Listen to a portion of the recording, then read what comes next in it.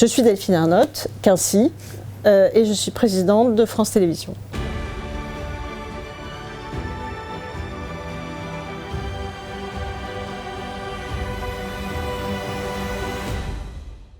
Cette année, j'ai l'honneur et la chance de présider le jury des trophées de l'édition.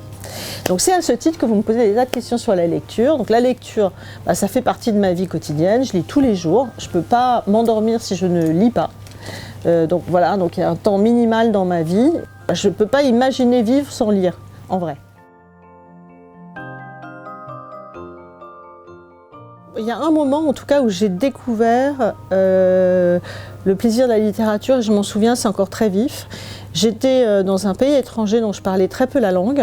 Je venais d'avoir 11 ans, et à l'époque, je faisais le désespoir de mes parents parce que je lisais des BD. Je ne lisais pas de romans. J'avais emporté 3 livres.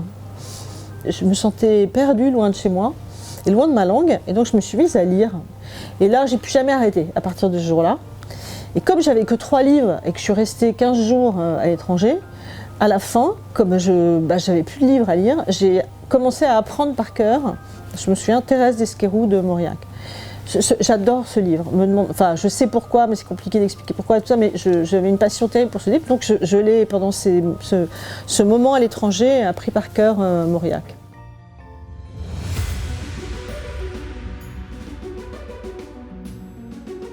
Le livre, c'est important pour France Télévisions, ça fait partie de nos missions.